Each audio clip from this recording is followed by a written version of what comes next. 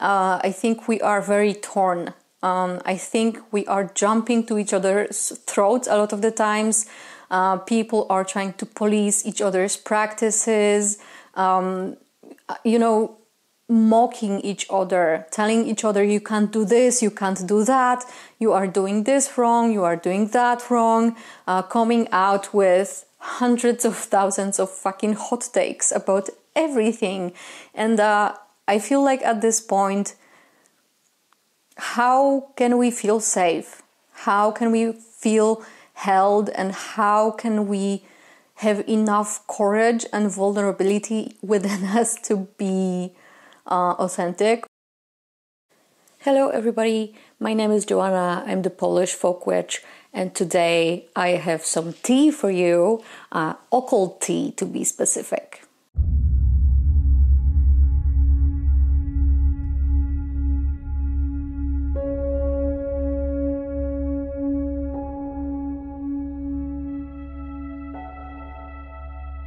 In this video, which is a collaboration with Leah from The Red-Headed Witch as well as Ella from Ella Harrison, we are going to be talking about community issues, especially in the context of the broader occult/witchcraft community. And we invite all of you to participate in this. That's why we created a tag for this, so that everybody who would like to contribute to the conversation about the issues relating to social media, witchcraft content, witchcraft communities and such, that everybody can have a way to participate with us, to have your voice heard, to add your perspective to the conversation, and hopefully an ongoing conversation on the issues that will probably never fully disappear, and those types of issues that sometimes divide us, sometimes create hurt or drama in the community. I feel like if we talk about these things on a regular basis, if we co-create and hold space for each other so that we feel safe to talk about these things honestly, with integrity, with openness, where everybody's voice is important, valid, and we want to actually hear it, right? Not just create an echo chamber for cliques and groups of people. We actually want to be able to create an ongoing, bigger dialogue that helps everybody feel welcome, safe, and protected from some of the things that truly impact us negatively when it comes to participating in online community, when it comes to consuming social media content that has to do with the occult and witchcraft. And just generally, I feel like so much these days is happening online as opposed to in-person communities, that this is just something that needs to be part of what we are doing online. We need to be able to talk about the root issues of some of the things that impact us. We need to find solutions so that we can actually partake in community in authentic ways, in ways that don't put us in danger, that don't impact our mental health negatively, and that actually help us grow as practitioners, as human beings. So all of this actually started, I suppose, by accident. Sometime in January of this year, we had an ongoing conversation about these issues with my community. And then I decided to kind of put this out there on social media, on my Instagram account. And I asked my broader audience, you could say, how do people truly feel around consuming social media content that has to do with witchcraft or the occult?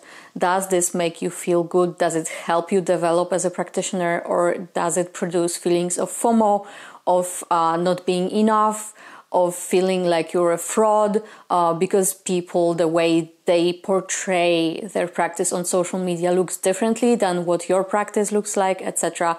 And I had an outpouring of messages from all of you people. And it was an amazing conversation. People were really, I suppose, kind of venting in a way, but I found it really productive in just, seeing how we actually truly feel, seeing the state of the community, where we are, what are some of the pains and aches that this community kind of produces as a side effect of what it is. So for this purpose, as I said, we would like to have and host a space for an ongoing conversation that everybody is welcome to participate in. And for this purpose, we created this tag, which you can use the hashtag occulty to participate, just so that we can find each other's entries easier. I know the hashtag is kind of cheeky, but that's the point. It's short, it's catchy, you get the point. But we created a set of topics and questions / prompts around some of the core issues or core problematic aspects of witchcraft / occult online community that you can just easily pick up and answer for yourself, and do that either in a video format, in a Instagram or YouTube live format. You can write an article, a blog post. You can use this as prompts for a podcast episode if you have a podcast. So there are many, many options. I feel like if you are interested in becoming part of the conversation, these questions and topics are accessible to everybody to answer. And you can treat this in whatever way you would like. You can actually answer question by question the way we laid it out for you, or you can just read them for yourself and chime in on the discussion based on that, going off of the questions, but not actually going question by question, if that makes sense. So again, everybody is welcome. And if we find that there's enough interest, we would also like to propose potentially hosting a bigger panel consisting of practitioners of the occult and witchcraft from various backgrounds and walks of life and life situations, I suppose, so that we can host a big live discussion about this and actually be able to see each other, even though online, but still kind of face to face, at least as best as it's actually possible and accessible for us around the globe, and to talk about these issues, to see people's perspective, to be able to find solutions that provide healing, that provide safer environments for us, that help people be valuable parts of the broader online witchcraft community, so that we can actually, have a good, nourishing space that we can be a part of. So before I actually begin with my discussion of the issues, I would like to just quickly run you down through the kind of topics that we would like to tackle. So the first topic is impact on community. The second topic is influencer authenticity. The third topic is imposter syndrome and FOMO, so fear of missing out. Topic number 4 is capitalizing of community. And finally, conclusions, where we kind of take a broader look at the whole conversation and try to find solutions and try to share our needs with each other. I will be, of course, reading off of my phone because these lists of questions are quite comprehensive, so I want to make sure I touch on everything that I want to touch on. So first things first, if you are participating, the first thing we want you to do is introduce yourself. So I'm going to do the same, just so that everybody who is here for the first time, you know who you are listening to. So the introduction says, introduce yourself, how long have you been participating in the witchcraft online space? What practices and topics do you discuss primarily? So I suppose I became part of the broader online community somewhere around 2014. I was already a practitioner for quite a few years at that point. My content kind of changed over the years. It was not always me coming to you from a position of a teacher or somebody who offers things to people. I started off just as, one of many members of the broader community. But over time, things kind of started developing in the direction of me providing educational content for people on the topics of Polish folk magic, Polish and Slavic paganism, folklore, folk traditions, and all of that kind of niche of Polish/Slavic magic. You can find that actual educational content on my Patreon. This is not something that's fully broadly available for free at this point. Things will definitely be changing in the coming year or so, but just so that you have an idea who I am, what I do, what perspective I come from. This is me. My name is Joanna. I'm 33 years old. I live in Poland. I'm a practitioner of Polish folk magic with elements of folkloric traditional witchcraft. I am an animist. I am a heretic. I am a psychologist. This is the perspective that I want to come from here in this conversation. And I'm sure that each one of us who decide to participate in this tag, in this ongoing community discussion, each of our points of view, perspectives, and backgrounds will differ. And I think it's so important to be able to participate in this way and to be a part of something bigger so that we can come up with solutions that, again, create nourishing environments for us. We can be a good community for each other. Now, topic number 1 is impact on community. And of course, we are talking about the impact of social media, of the online world on community.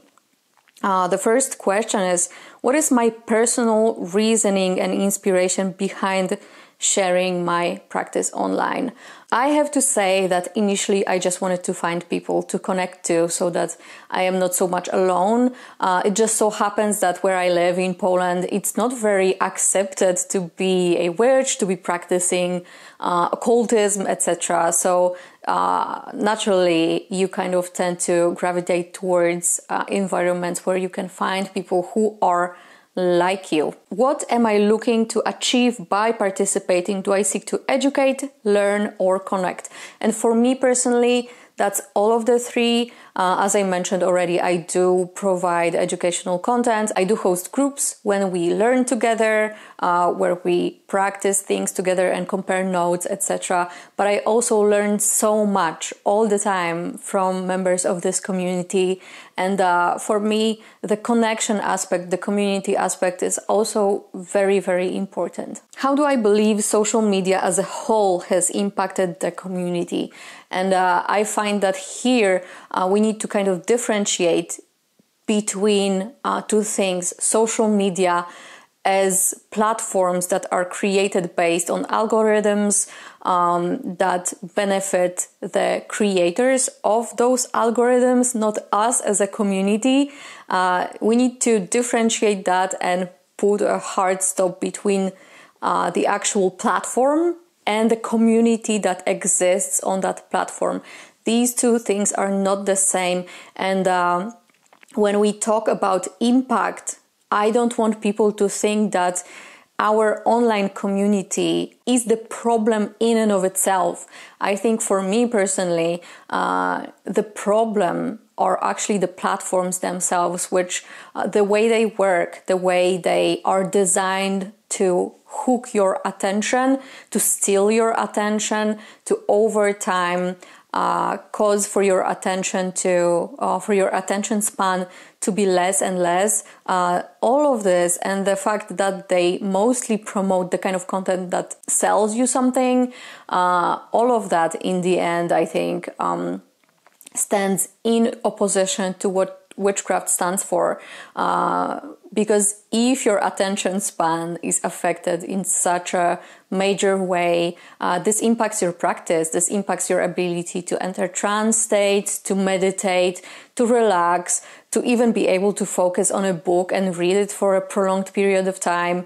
All of these things are a result of having community online. That's sadly the unfortunate side effect of it. And because the creators of social media platforms don't really care about ethics so much, we become the product of the platform, and we bear the side effects of that, which suddenly impact our lives negatively and can impact our practice negatively as well. The next question is, how do I think social platforms such as TikTok, Instagram, and YouTube have each impacted education and sharing of information? I can't really say much about TikTok because I never used that platform.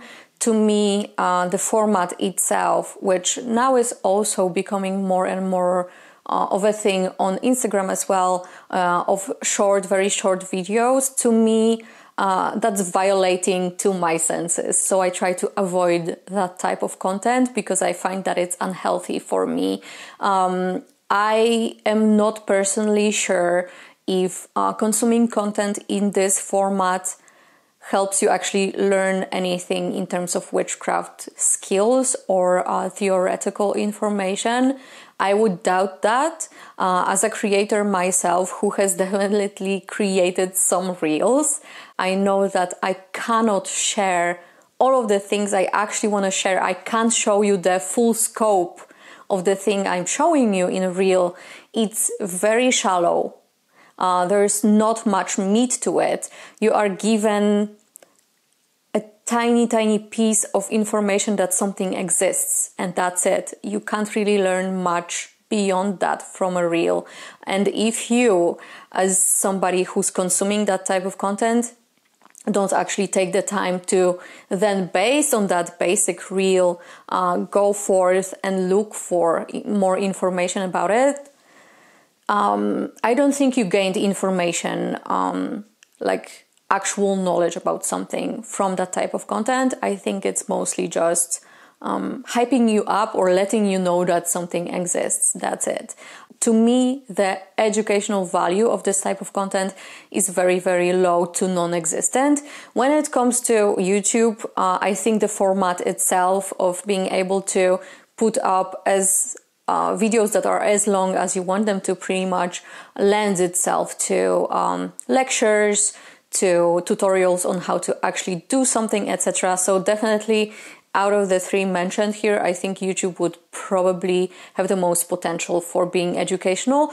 Although, as somebody who does not consume much of that type of content, again, but has been around for years and seen some shit, obviously, I think that we always need to check our sources. We always need to question whether what we're watching is actually rooted in reality, rooted in a solid bibliography, for example, or whether somebody's just sharing things for aesthetics or sharing things that they heard secondhand, that somebody heard secondhand, and so forth. So it ends up not having much actual educational value. I think we need to stay very mindful of what we are consuming and always assuming that there might be misinformation somewhere within the content, and we need to actually put in the effort to check.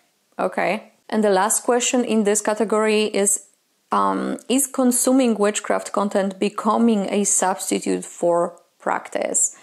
And I think sadly it has the potential to do exactly that. And it's not really the consumer's fault so much as, again, the way that these platforms are designed. They kind of become a substitute for any category of life that you can think of. If you don't have the energy to do something, to engage in something, if you don't have the funds to engage in something, etc., if you consume content about it instead, you can kind of almost have this feeling as if you were actually doing it secondhand, if you know what I mean. That's kind of how our psyche works. So it is a trap that's we are all potentially susceptible to, and it's again something that we need to be mindful of to make sure that that does not become the reality, that consuming content about witchcraft does not become the only thing we do, and thus become a substitute for our practice. Watching content, reading books, participating in courses, all of that's not a witchcraft practice, that's gaining information. And if you don't do anything with that information, you're not really practicing. You are just storing and storing and hoarding and hoarding. That's my perspective on it. I know some people would disagree with that. Let's agree to disagree. All right, moving on to topic number 2, which is influencer authenticity. Let's see what we have here. First question, out of what I share on social media, how much of it is staged versus reality? And this is something that I really wanted to touch on, because I think that people who don't create content sometimes aren't aware of the fact that most of what you see is actually staged to some degree. People, as soon as they hold record, or as soon as they kind of come up with a scene to show something, that's staged already. You can't really expect to see somebody's authentic practice in a reel on Instagram or in a TikTok video or whatever. That's just not realistic. People often record the kind of B-roll content, so the kind of background, you could call it, content in bulk. They stage things not because they are actually doing them, but because it's going to look good in the content, okay? And people need to be aware of this, and that's just the reality of how social media works these days, that you have to present things a specific way to be noticed, to gain the kind of engagement that you are hoping to gain. And this kind of creates this illusion of almost like blurred boundaries between what's real, what's staged. Even now, me sitting here, I am not sitting here the same way I would be sitting if we were now together in person, in a circle, talking. You know, I would probably be curled up somewhere here on this sofa, but I have to sit in a specific way. I have a microphone pinned. I need to have some lights on and make sure that the timer is going on my camera, etc. This is staged, okay? And I don't think much of what you see online is not staged. I think most of it is actually staged, and it's kind of become normalized, I think, at this point. And especially it became a thing, in my humble opinion, of course, as the pandemic started, the lockdown started, many of us had to adjust to presenting ourselves through some online pathways instead of in person, if that makes sense. So at this point, kind of being an actor in a way, in front of a camera to communicate with people in one way or another has become the norm, but it still does not represent reality as it truly is, right? And we need to be aware of that. We truly need to be aware of that, because the way we perceive people is the way they want to be perceived, because they stage it, okay? And it's up to the individual how authentic they want to be on the video, on the reel, in an Instagram post, or whatever else.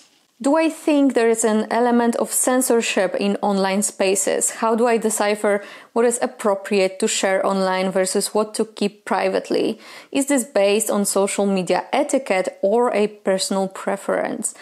basically getting to the point, I think there's many topics that if you talk about them openly, you are going to get backlash for it in one way or another. Of course, a lot of this also has to do with people trying to police other people's practices or criticizing certain paths of witchcraft and the occult and not others. So it's kind of, a lot of it has to do with double standards, basically. A lot of it has to do with misinformation and people's lack of knowledge when it comes to the history of religion and the occult, and not maybe having a broader understanding of how things relate to each other on a kind of grander scale, basically. But yes, I do think there's a lot of censorship in the witchcraft/occult communities, that people only talk about these things kind of behind closed doors on private Discord servers or private, messenger groups or whatever. That's definitely something that does exist. When it comes to me personally, I want to also include the fact that I choose not to talk about certain things pertaining to my practice, and I know many practitioners approach this similarly, that we don't discuss certain things we do, certain things we practice, we don't disclose the spirits that we work with, etc. That has nothing to do with online etiquette or what's taboo, etc. That's more to do with the respect for our practice, the secrecy that comes with some of the practices. I suppose it's natural and something to be respected. Have I ever encountered or heard of grifters in our community? Do I recognize them? What are significant signs of grifters in the community? Yep, I think this is a big problem and also not something that's talked about too often, is people taking advantage of other people who fake who they are, people who claim to be able to do things that are just unrealistic, etc. Basically, usually for financial gain, but sometimes also other types of gain. I think, and this is unfortunate, that the more knowledge and experience, especially practical experience, you personally possess, the easier it's going to be for you to recognize if somebody is a grifter, if somebody is faking things and offering services that are just fake and meant and designed to take advantage of people instead of actually giving them the real deal. And the things that are kind of easy for me to tell others how to recognize is people who create offerings for people who are in a kind of distressed situation, okay? Because this is the kind of state that it's the easiest for somebody to take advantage of you if you are in a crisis, right? If something's happening in your life and you need help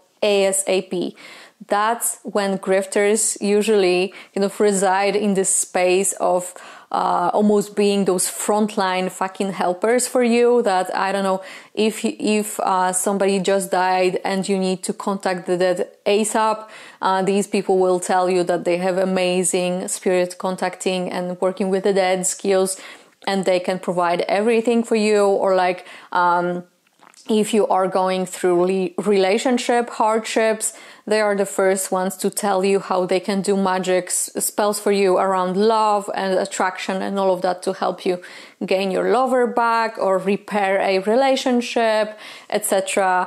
Or, of course, people who claim to have some amazing manifestation skills when it comes to abundance and all of the money stuff. And they will do rituals or magic for you to gain a fucking fortune all of a sudden, right? So these things, when our basic needs, our base needs are threatened, those people know what these needs are, and they know to offer things that remedy that, or at least claim to remedy that, because when you are desperate, you are going to look for help sometimes in spaces that look too good to be true. And if something does look too good to be true, it probably is, honestly. So I think that's the easiest way to spot grifters and fakes and all of that. But I think a lot of the times this phenomenon has a more kind of covert form where somebody might not really be offering like services like that, but they might be offering knowledge, teaching, training, etc. And not actually have the background to be able to provide that.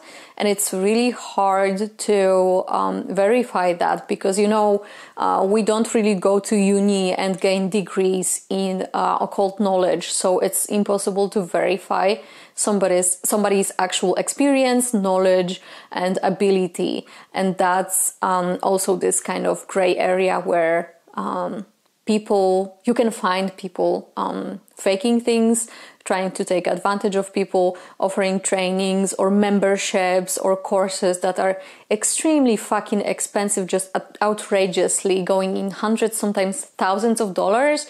But it's hard to be able to verify how authentic it is. So in this regard, I think the more experienced you are as a practitioner, the easier it's going to be for you to verify that based on, I don't know, the curriculum or based on the way the practitioner talks about themselves, their inspirations, the training they had, etc. It's going to be easier for you to spot when people are lying to you, basically, because if you have experience as a practitioner, you just know how certain things go, and by comparison, you kind of have the background to be able to assess that. So for those in the community who are new, if you are new, if you don't have much experience or didn't have the time yet to gain much knowledge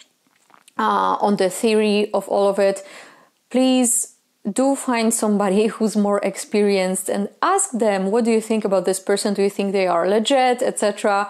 Just to make sure you are avoiding being taken advantage of, you know? And I find that the people who are the most kind of genuine, they will be praised in community broadly. You will know if somebody is legit because they will be talked about in a good way by members of the community. And by that, I don't mean just having reviews from their friends and like, the closest kind of circle, because that's what people also do these days. They will just ask people who they know well to give them fake reviews, etc. That's kind of how it works nowadays, I suppose. So just look for somebody who is more broadly kind of accepted as being legitimate, or again have somebody that you trust that you can ask to help verify. What tools are helpful to decipher misinformation, and how can we as a community prevent widespread misinformation? I think I already touched on this in answering the previous one. I think misinformation is a big problem in the community. And I find that it's especially kind of going wild in the short format content like Reels, like TikTok videos, etc., where people will just give you a claim and run with it, and that's it. And what are you supposed to do with that? How are you supposed to verify that? I mean, this is a no-brainer, but Googling things is a good first step. If you would like to take it a step further, ask the creator to give you sources. Ask them to elaborate, or ask them to tell you where you can find more information about this. Many creators, if they are genuine and they want to make sure that they are not taken the wrong way, they will already mention in the caption, for example, that this is not the whole picture. If you would like to learn more information, you can find it here and here. Or sometimes they already have that kind of question answered in the comments somewhere. So always look for that. Again, always ask ask more advanced or more experienced practitioners to tell you what they think about something that you stumbled upon. And generally, as I mentioned earlier, I know it's kind of shitty, but always assume that somewhere in the content that you are consuming, there might be misinformation. And it's not always something that is intended by the creator. Sometimes the creator themselves are misinformed, not experienced enough, or talking about things that they just have no idea about, and they have no background to actually talk about properly. That happens, okay? So it's on us, I feel like, as consumers of content to actually take this a step further and verify. It's not so hard to spot misinformation if we actually take the time to verify, to Google, to ask somebody, to ask the content creator to give sources, etc. I find that usually goes a long way. How does a large following impact the perception of the creator? Does this immediately make them an expert, or are there other assumptions as to why they may have a large following? I think this is important to talk about, that having a large number of followers does not make you an expert. I find that the way the algorithm works, it usually favors people who have good quality content, so they probably have some equipment to make it look good. They do have the aesthetics, which is something that anybody can go out and purchase, things that look good, okay, and that are going to catch your attention and are going to hook you to the content. And lastly, and I know, but it needs to be said that people who are more beautiful, more presentable, more kind of outgoing, have an interesting personality, are younger usually, will have an easier time gaining a bigger following. That's just facts. That's what we prefer. When we go on social media, we prefer things to be aesthetically pleasing, and that includes the creator themselves. Sadly, our brains are kind of wired this way.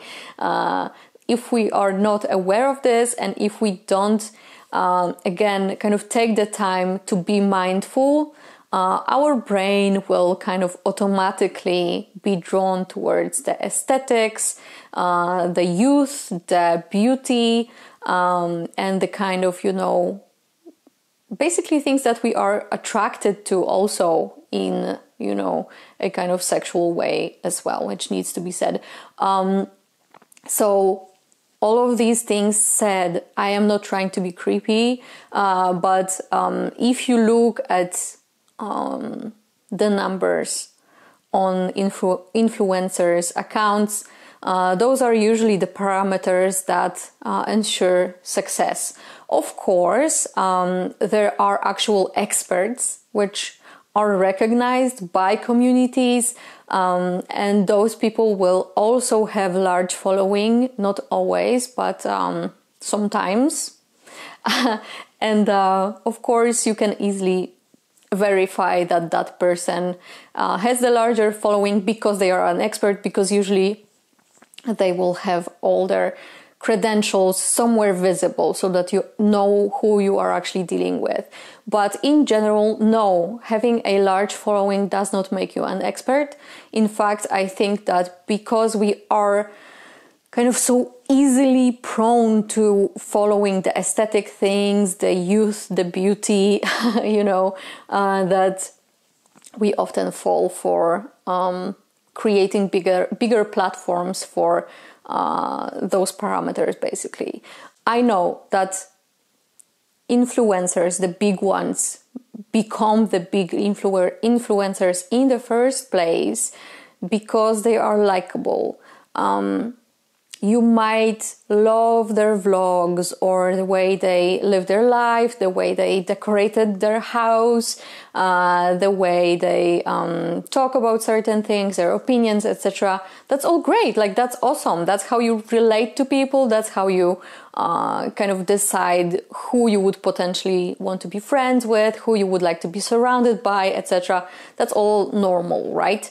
But when it comes to expertise, we need to be able to draw a line. You might love an influencer for the content that they are creating. You might really enjoy it with your morning coffee or whatever.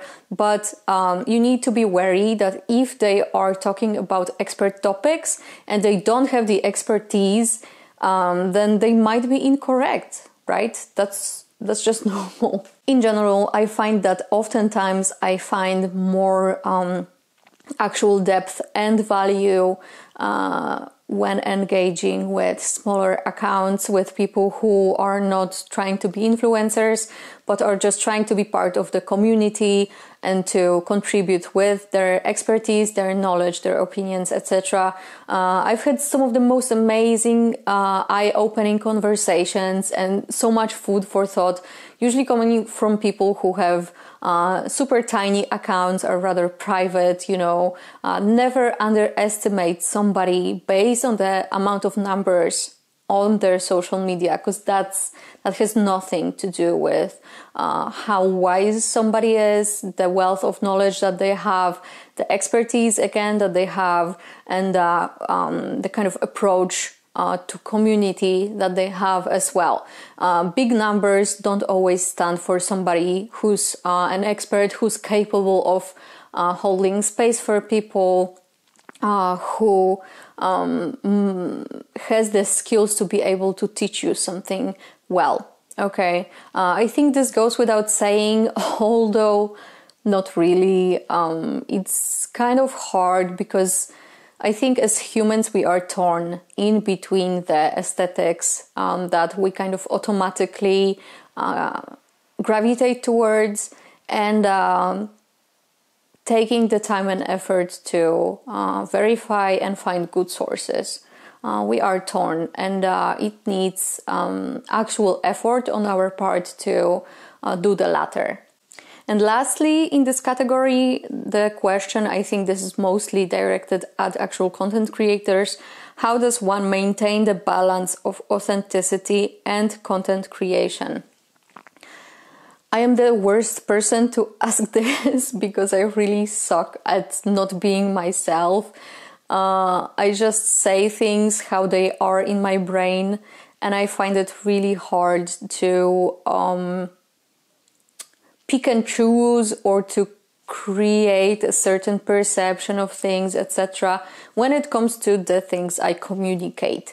And for me, content creation, the way I do it, is mostly informative. It's mostly articles or videos that are meant to be teaching something. I just say it the way it is. So if somebody doesn't know how to do that, doesn't feel comfortable being themselves, and feels like they need to create a specific persona, etc. Because, I mean, we are all different. Not everybody likes to be vulnerable with people. Not everybody wants to be authentic in a way that, you're gonna show all of your flaws and just talk to people as you would if you saw them face to face, etc. I think these things really are kind of ingrained in our parts of our personality, but also the way we were raised and kind of taught to present ourselves in society. So I think this is not so easy actually to balance if you already kind of struggle with that because you were growing up, for example, you were always taught to perform in a specific way. This is ingrained so deeply with you. You are going to repeat this throughout your adult life as well. So I find that we just need to look for people who have the type of level of authenticity that's okay for us, that we like and enjoy. But as content creators, if you are a content creator and you find that you struggle with being authentic and don't know how to go about this, I don't think I or anybody else can give you advice on how to change that. I think that requires internal changes, maybe therapy or some coaching around, the ways you relate to people, basically.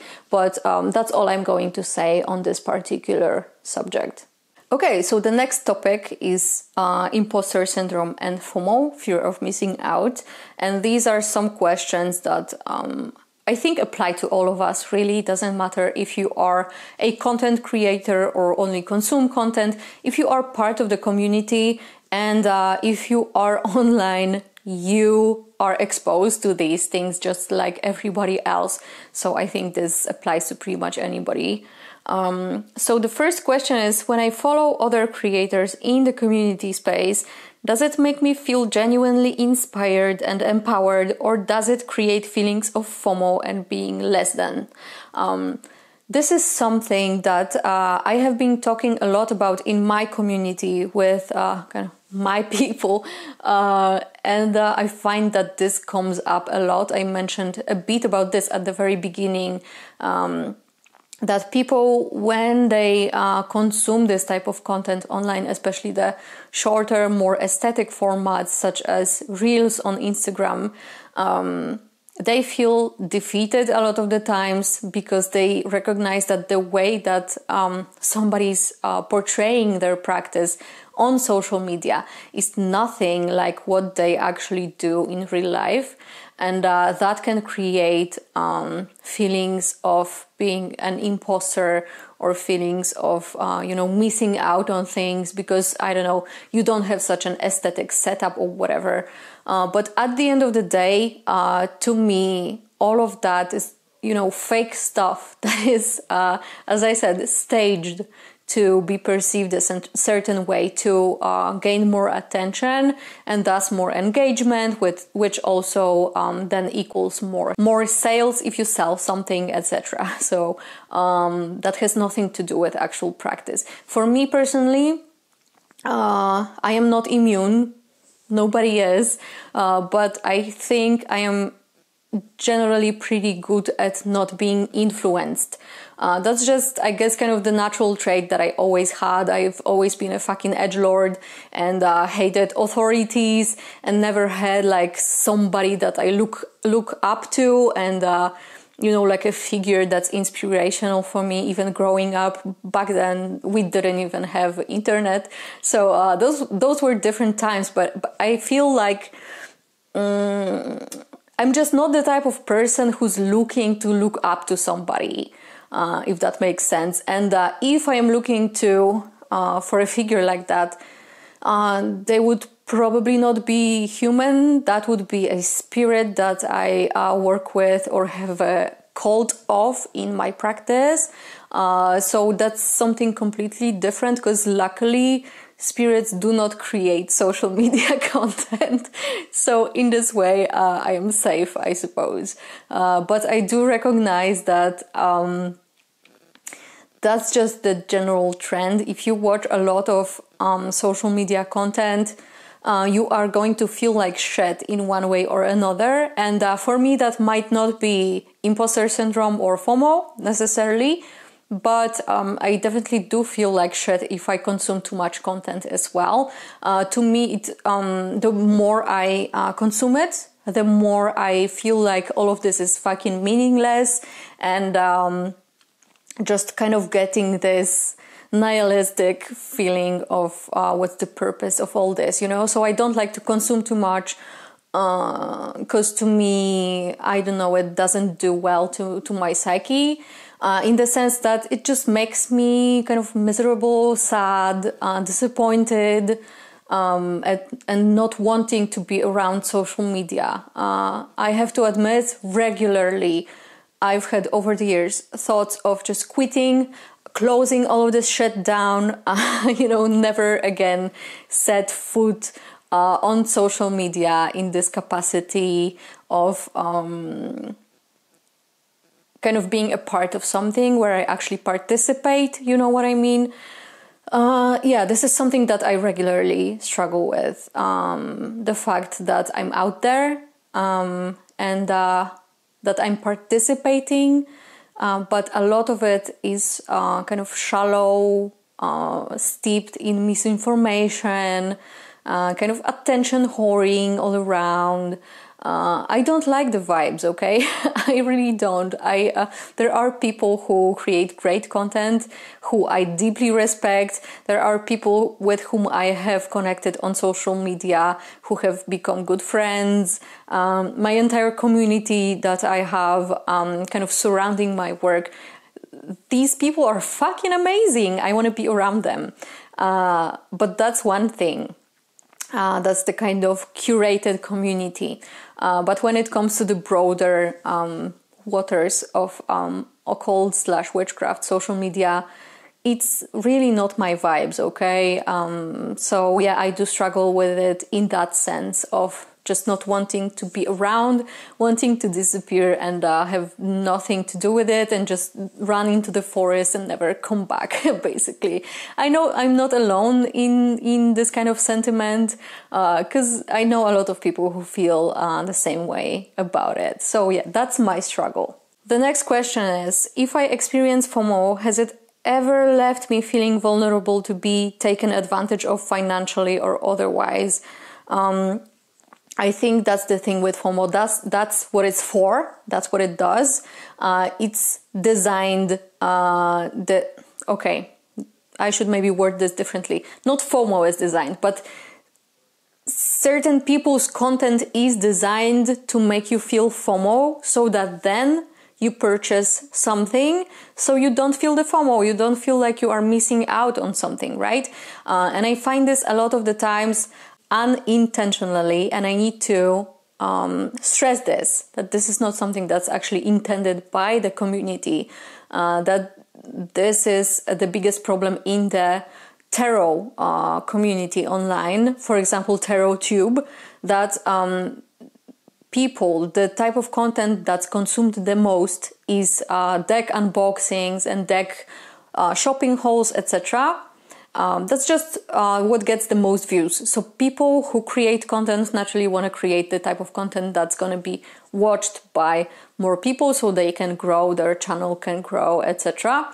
But then the people who actually watch that content, sadly, mostly, a lot of the times experience FOMO, where they see the decks and they want to feel the same way that the person who made the video felt around the deck. So if somebody's gushing about how a deck is beautiful, etc., there's a huge chance that the viewers are going to purchase that deck as well. So the structure of the content itself produces this type of feeling and thus kind of pushes you to be taken advantage of financially. Basically, it becomes an ad for the product instead of content where people, you know, create something together, talk about things they are interested in, etc. So, and I find that a lot of this is also the case when it comes to witchcraft specifically, around courses and memberships, because everybody and their dog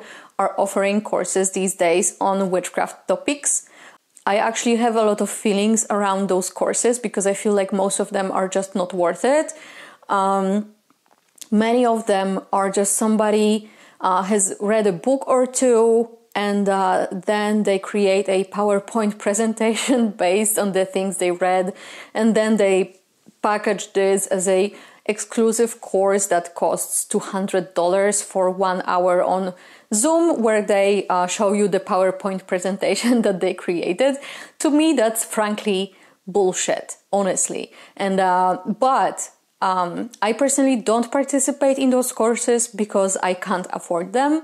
That's just the reality. I live in Poland, so your American dollar is 4 times as valuable as the Polish zloty.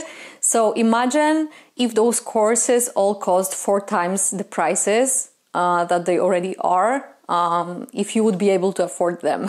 So I personally can't afford them, which I think is good for me because I'm not even tempted to participate. But I know a lot of people who can afford them, who, for many people like $90, $100 is not a big deal if you live in America. So I know a lot of people who actually feel the FOMO around courses a lot and end up buying way more courses that they can even consume. Not to mention that you don't just usually want to consume a course, you actually want to learn something from it. So you need to make the time to practice it and keep practicing until you actually learned it, right? Especially if it's a course around a practical skill. Yeah, I do know a lot of people who experience the FOMO. I'm not part of that myself because I'm excluded financially. But yeah, that's a reality. And I think people who create those courses, I understand you want to make money. I don't know, maybe someday I will feel compelled to create a course like that myself.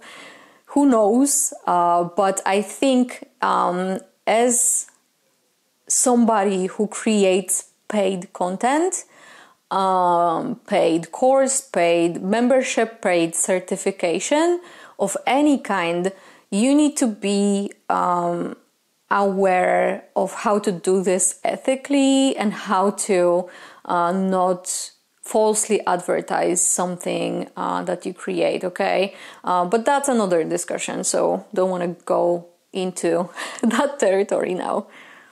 The next question here is, when practicing my craft, do I find myself comparing what I do to what I've been seeing people do online?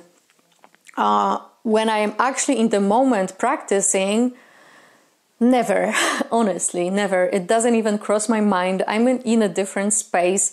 I am too focused on what I'm doing to be thinking about what somebody online is doing. That's one thing. But generally, when I watch somebody's content, I definitely pay attention to the little details, etc. I rarely ever find something that would inspire me enough to want to incorporate it into my practice.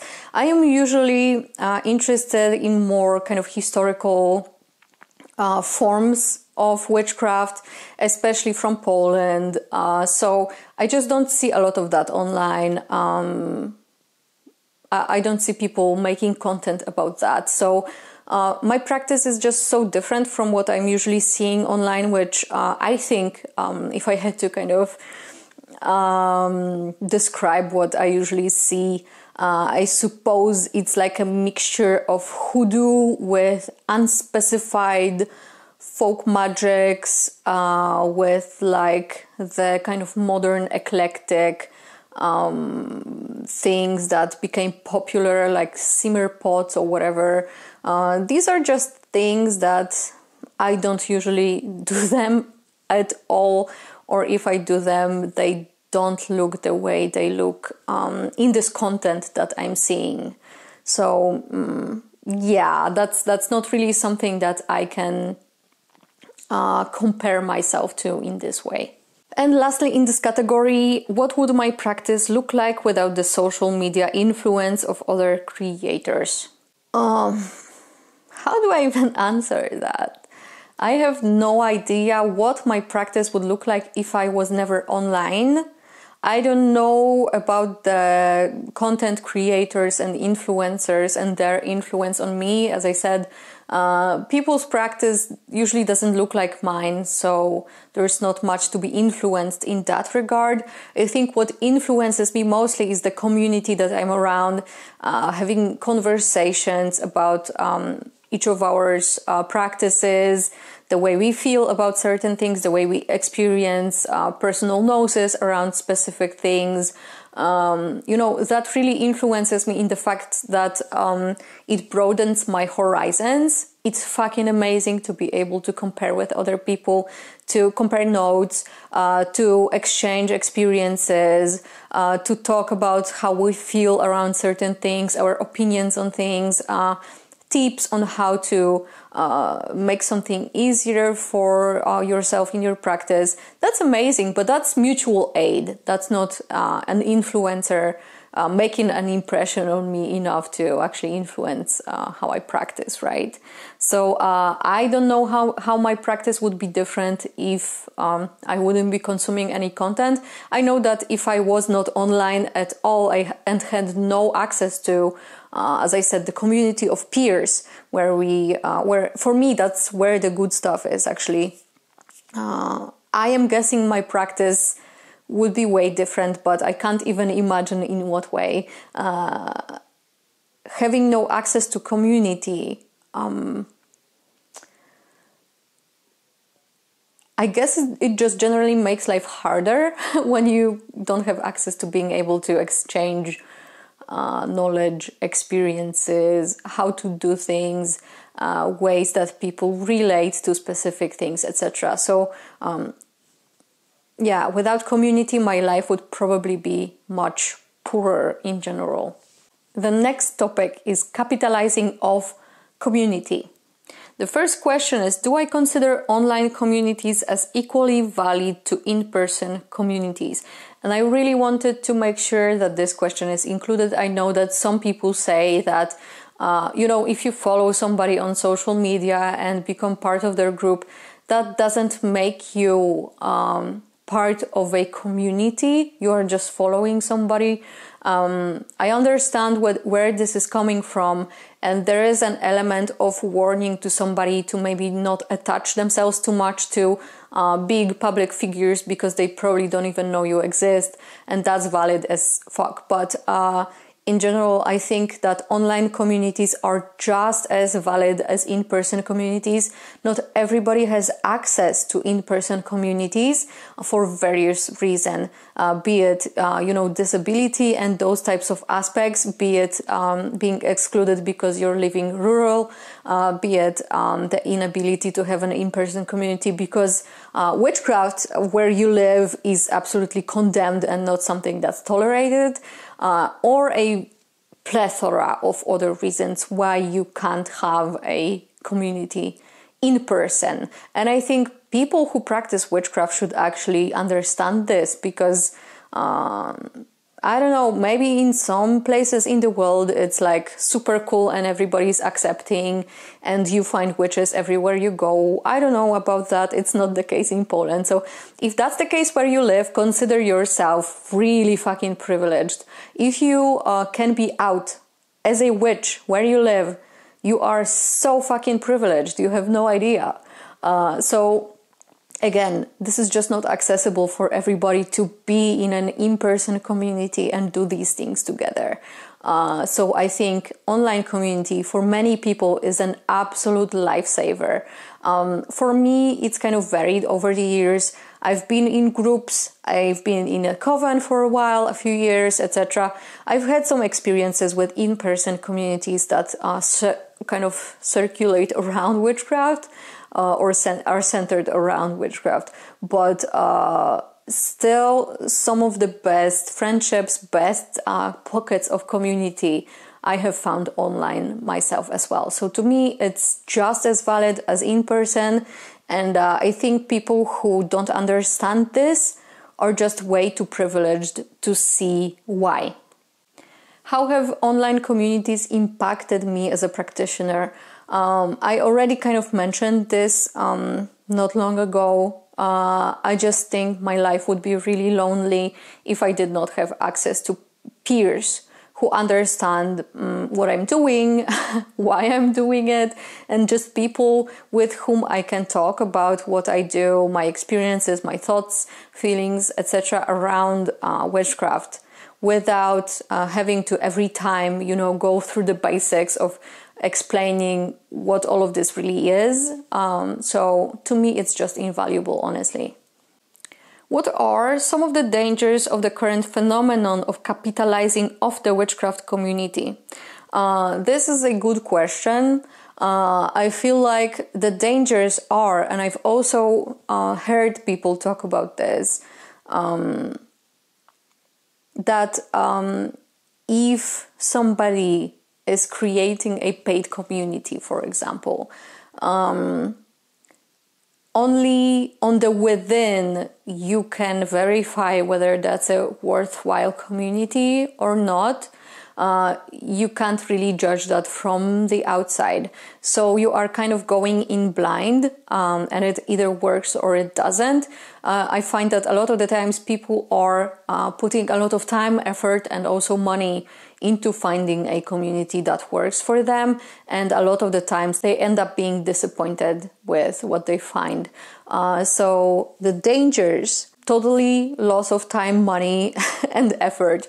But also, if communities are kind of money gated in this way, I can totally see that if somebody is a fucking psychopath, they can do really bad things to people behind closed doors. So always, if you join any community, always look for the red flags.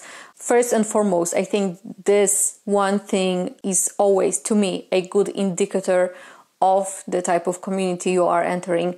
If the creator of the community is centering themselves as some sort of fucking celebrity around whom the entire community is supposed to revolve, and they are the most important member and they are higher in hierarchy than everybody else, then to me that's a red flag, because that's not a community, that's a adoration group of one person centered around adoring that one person. That's not okay. To me, a community is a space where everybody feels welcome, everybody feels equal and equally valid and equally respected and equally heard. You don't need to do any special fucking backflips and attention calls for people to treat you seriously. So I find that this is the danger that I hear people talking about the most often, that they join communities and they just don't feel seen. They feel like they don't exist, and that they would need to do a lot of ass licking and, as I said, some super attention grabbing tricks to be noticed, and that's just not okay. The next question is, should there be paywalled communities and online courses? Sadly, I think yes, there should be, because the kind of other side of the coin aspect of all this is that public communities online often get raided by trolls, by people who seek to do nothing else but to destroy said communities. I've witnessed this many times, especially on Discord, as that's kind of the platform that I personally prefer. That whatever is free is easy to exploit and take advantage of and raid and ultimately destroy. So I feel like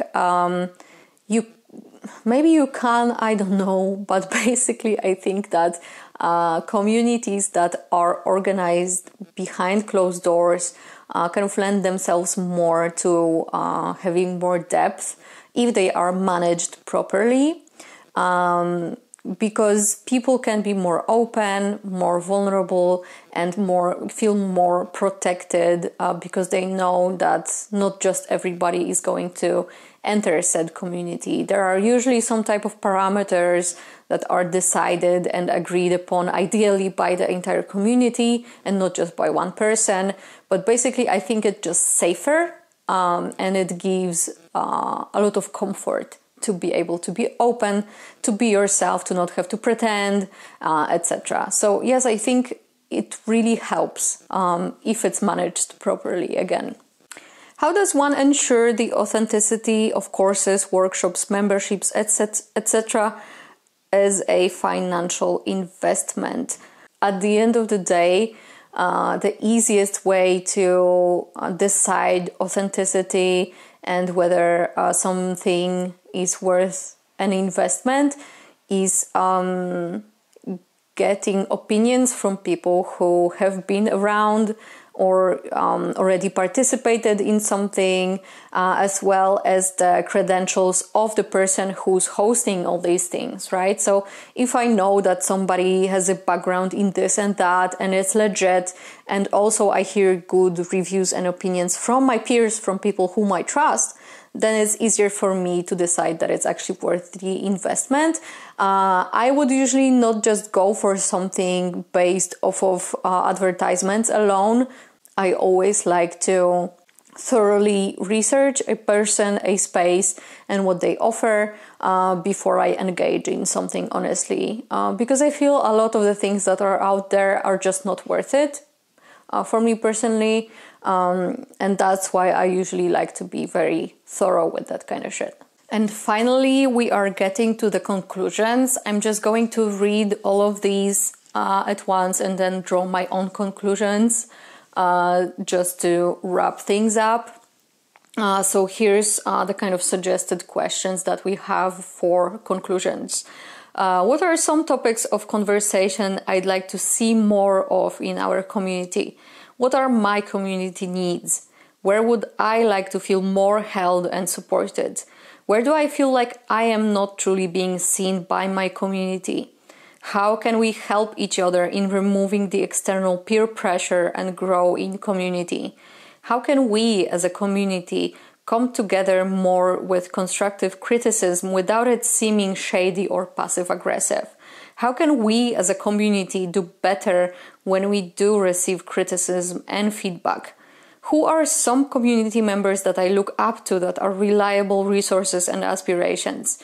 Just to wrap things up, I'm going to treat this last portion of this tag as a more free-form addressing of this whole topic from a more maybe personal perspective. I am somebody who, being a younger person in my younger years, really struggled to belong, really struggled to really find people, find my community, somewhere where I can feel safe, where I can be myself, where I don't have to pretend anything. And it's taken me many years to kind of come out of my own shell when it comes to that, and to feel like I am worthy of belonging. And that's why it's always been very important for me to care for community, to not just take it for granted, I suppose, when I am part of something and I know that I am being respected, I am being accepted, I actually belong. I am going to fight for that shit no matter what. I am going to give a lot. But I think reciprocity is also important. And I think that you can't just keep on giving, without also being held and seen and being given back to as an individual and as a part of the group, of the community, of the collective. I always approach these things from an animist perspective. I think that if we want to have a good community where everybody can feel safe and can be themselves, we can't really approach it from the perspective of human-made hierarchies, where you have a clear leader or somebody who basically makes all the calls and is therefore more important and more respected and more prioritized than the others. I feel that for a successful community that actually feels like a community and not a fucking clique or some kind of cult of personality, etc., you need many kind of micro leaders, you could say. You need many people where everybody is equally engaged and equally giving something and feeling like things depend on them, especially, I think everybody has different interpersonal and intrapersonal skills and abilities, and that can be contributed to the community. So one person takes off one aspect, the other person takes care of another aspect, etc. And so as a whole, when you combine all of that individual efforts together, you have a beautiful community where everybody feels important, seen, held, and like they can be themselves, right? I think that community doesn't just create itself. I think community cannot be something that's dictated by one person or a group of chosen people up top that are looking down on everybody else. I think in the era of online communities, of influencers, of people blowing up and going viral and thus kind of overnight becoming a perceived authority of something, all these things kind of make it harder for us to have role models for good communities. I think social life has changed so much since social media has become a thing, to the point where it's kind of unrecognizable now. As I was mentioning, some things that always used to be perceived as performative are now kind of normalized at this point. And as a result of that, I feel that many people feel utterly alone, even if they seemingly are part of communities. At the end of the day, maybe there aren't many people who they know they could turn to for help, for aid, to actually be seen, to be tended to when they need that, etc. And I think that's very unfortunate. I think that as a community, especially in the context of our witchcraft and occult community, I think we are very torn. I think we are jumping to each other's throats a lot of the times. People are trying to police each other's practices, mocking each other, telling each other you can't do this, you can't do that, you are doing this wrong, you are doing that wrong, coming out with hundreds of thousands of fucking hot takes about everything. And I feel like at this point, how can we feel safe? How can we feel held? And how can we have enough courage and vulnerability within us to be authentic with each other, to just be ourselves? I feel like this requires group effort. This cannot be achieved by one person, by one group. I feel that many people just aren't seen for who they are. For me personally, some of these aspects are hard for some of these aspects of community building or being part of community are hard as a result of the fact that I'm from Poland. So I am culturally different to, say, the majority of people on social media around me who are from North America or generally Western countries. There's the cultural barriers, there's language barriers, and then there's also the kind of witchcraft approach barriers as well, in our community specifically. There's just a lot. So I feel like I am sometimes excluded from some things on the basis of my background alone, which I think to some degree is valid because not everything is for everybody. But I would like to be more included where my culture is supposed to be represented, instead of people from America representing me and my culture based on second-hand sources at best. That's something that I would personally like to see change. And I feel that if I feel this way, then many people probably could potentially feel similarly when it comes to their niche, their culture, and their representation of who they are, on whatever type of intersection then they happen to find themselves.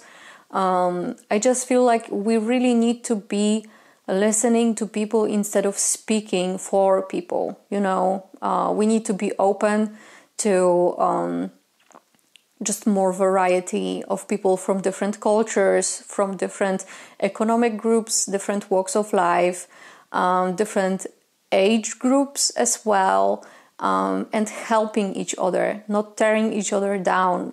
I would really like to see us, in the witchcraft community. Many of us, we are animists. If we are animists, we know that we are interdependent on each other. And that's why I think it's so important that we not only apply these approaches to our practices, but also to community, and that includes the online community. Okay, I just hate to see people feel excluded. I hate people to see people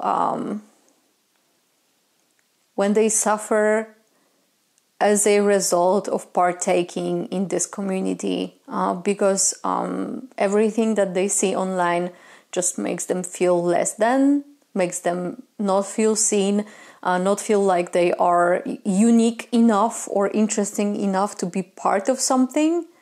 That's just bullshit. Online community, the witchcraft online community, in my humble opinion, is not something that's only reserved for content creators. It's for everybody. And I think we need to pull our heads out of our asses a tiny bit more and stop only praising people with big following and people who are seen out there. I think those who have big following also maybe should pay more attention to giving platform to the lesser heard and lesser seen voices and people. Okay, the bigger platform you have, the more responsibility comes with that, to use it for good, to use it to build bridges, to use it to create space for people to feel included in this community. Okay, I know it's kind of hard and maybe counterproductive to indicate that online you can be part of something without making yourself be visible at the same time, but I think it's possible. You don't have to try and aspire to become an influencer to be part of the discussion of the community. There are ways, but I think it depends on all of us to make that happen. So I've spoken for way too long and my camera battery went off. But to sum things up, I just would really love for those who feel so inclined to participate, so that all of us in this community, doesn't matter who you are and what you do, feel welcome and included and safe. And I think we can only do this together. Therefore, if you are, again, open to sharing, open to becoming part of the dialogue, part of the conversation, I would love to see your contribution. I would love to hear your unique voice in this, and to not be afraid to contribute, to not be afraid to help us change things together. If you are watching this, consider yourself tagged, I suppose. Consider yourself invited to the table. And again, just to remind everybody, if you are participating, please use the hashtag occulty, just so that we can find each other more easily.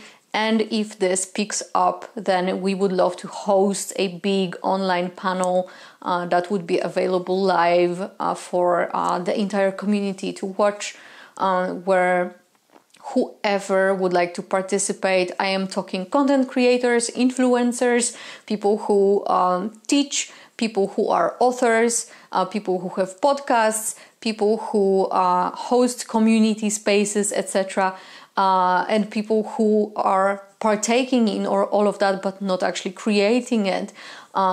Anybody would be welcome, most welcome, to participate in a panel like that, to help us find solutions to create a better community and to continue this ongoing dialogue about how to make our community more transparent, how to be open about the aspects that maybe have not been talked about so much until now, when it comes to how content online is not reality. It does not represent what real witchcraft practice looks like. It's mostly just staged and for aesthetics, and it needs to be acknowledged so that people don't feel like shit about their actual lived practices. Look, if you on a regular basis get up and do an actual practice, that's fucking amazing. I would risk saying that you're probably doing way more than many of the kind of aesthetic accounts out there who claim to be doing something but are not actually. So never allow yourself to be guilt-tripped almost by, Instagram aesthetics into feeling like you are less than, because you are not. So again, everybody's invited. Thank you so much for sticking with me for so long, and see you around. Bye.